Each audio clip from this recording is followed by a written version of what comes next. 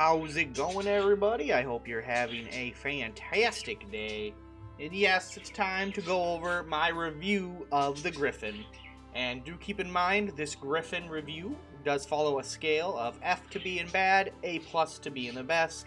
And I do focus mainly on the skills and the way the class plays and what it's capable of, because equipment, you know, we can fix things and adjust things with equipment and gear, but in the case of monsters, we don't really have access to that except for accessories down here. So, unfortunately, monsters kind of suffer if you are going to rate a class and you're going to talk about gear. You can't really talk about that for a monster really much at all, other than one accessory slot. So I would be curious to know what you guys think of the Gryphon, how you would rate the Gryphon on the same scale I'm using. F for bad, A+ for the best, and why you choose that, why you think that. It'd be very curious for me to read that. I'd love to get your input and opinions, and it just sounds really cool. So with further ado, let's get into it. We have the Gryphon, already one of my favorite classes in the game, but just because it's my favorite doesn't mean it's the best necessarily. And things that make the Gryphon amazing, there's a couple things. I'm a big fan of dash. I think the extra movement when it procs is super useful already on a character unit that has good movement and can fly. Two skills stand out to me the most for the Gryphon, and that would be Wind Shot, if I can find it, which is a medium ranged attack that deals slashing damage to multiple targets. It's a 3x3 AoE. I think it's amazing. It is so good. Get on the back line, drop it on a cluster of casters, or just into a mosh pit of enemy units if they're kind of clustered up. You can wreak some havoc real quick, and it's really good. I love it. One of the best skills in the game that I've found on monsters, actually, in my opinion. And another really good skill, which I think a lot of people kind of underrate. Like, I see a lot of people talk about Gryphon and nobody really mentions Blood Siphon. Blood Siphon is basically an HP absorb. And it does cost the same as Wind Shot, so you could argue that Wind Shot does give more value because it does set out more damage. But Blood Siphon's a good option for survivability and keeping the Gryphon up on the field, due to the fact that chances are you're running the Gryphon into the back line to flank, or you're running it in a flanking maneuver, and it's going to be alone. I tend to run Gryphons in pairs, so I have two, but it's going to get focused. It's going to get hit because it's going to be by a bunch of enemies, and they're just going to target it because it's right there. And having the option, you know, keep healing items on it, and then having the option to siphon life is another way to keep it alive, increase the survivability, and it's very, very useful. Another great way to run Gryphons, too, if you don't want to be dealing damage or being too crazy, is medic Gryphons. Take off these blessing stones and just give them all your best healing items you have, and they can run around the field being a little medic due to their high movement and ability to fly. They can usually get to your units where they are in the field as long as your units aren't too spread. You know, they can kind of act as a portable cleric for 4 turns. Now, after those items are used up, obviously they can't heal no more, but, you know, they're a little flying cleric that can do some pretty crazy heals with really strong items. That's a really good way to use them as well if you're not going to use them very offensively or things like that. Now, I do want to go over the pros, some of the pros of the Gryphon that make it very useful.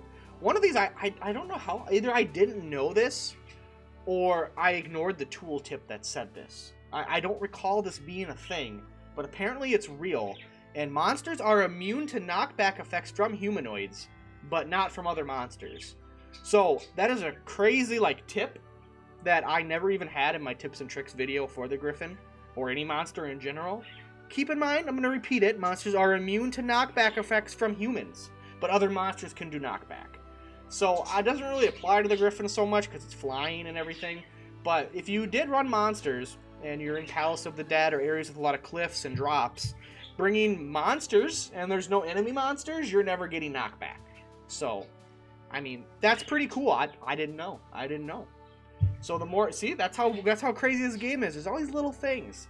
You know, even somebody with over 200 hours like me misses little things. It's sad, but it's the way it is. And they do have a high HP value, and they do have a good, their natural vitality growth is pretty well. As you can see, 222. It's higher than my warrior. It's higher than my rune fencer denim. You know, higher than quite a few of the units. And that's the strength of monsters, is their stat growths are naturally higher in a lot of areas than most units because they don't have gear to make more stats. That does also lead into a major con, is monsters fall off late game very quickly. So you start really noticing it in Chapter 4, and especially once you hit the level 40 cap, you start to feel it, and then, you know, you get some solace, but by level 50, you're pretty much not using monsters, I would feel, which is a huge con and is a big drawback to monsters. And that major con is because they get no gear to supplement their stats, and they can't overcome any of the buffs the enemy gets, especially when they're levels above. Monsters just fall off. But monsters are so strong through majority of the game, the majority of the campaign. You can have monsters roaming around, just taking care of business, and I love monster units. I think they are super good. Monsters, beasts, whatever. They're just amazing units. And another con would be no weapon skills, no finishing moves, which I feel like, as a design decision, is a huge missed opportunity. Even just giving them 4, or 3, or 2, or 1. Think about it. You'd be like, oh, I run this monster because of its unique finishing move. That'd be so neat, but it is what it is. They don't get those. That's another huge drawback to them because their MP is only used for their skills, and they don't get any cool, flashy moves. So, but that doesn't mean they're not good. I think Gryphons are one of the best monsters in the game, if not the best. Easily a top 3 monster, in my opinion, and that is why it was a tough choice. But due to how good Gryphons are, I'm giving them a B+. I was going to go with a B, but I think a B+ is better because Gryphons are very useful. They're so good. I just had so much fun with my Gryphons. They were in every battle party I had, and I just couldn't get enough of my Gryphon boys. And I think a B+ is suiting. Maybe a B. We could argue a B. And the main reason why they're in that category is because they just, like all monsters, they fall off late game. You know, they just can't compete. They can't do it. And late game's a huge part of the game. You know, you're going to spend a lot of time doing late game, post game activities if you want to get the best gear, best weapons, do the hardest challenges. And I don't know too many people that bring Gryphons to San Bronza or CODA. I don't know. Maybe you guys bring Gryphons there. I don't know. I never really heard much about that, so you have to let me know. But as always, guys, thank you so much for watching the video. I hope you guys enjoyed it. Let me know what you think of the Gryphon, like I said earlier, how you rate it, how you feel about it. And I just love to hear it, because I do enjoy reading and responding to every comment. Trying to keep the Tactics Ogre videos going. You know, I've made quite a bit. We're over 150 videos in Tactics Ogre, and a game that doesn't get any updates or new content. It can get rough to keep making content, and the videos have fallen off drastically. They are definitely, people are moving on, and that's totally fine. That's how things work, you know.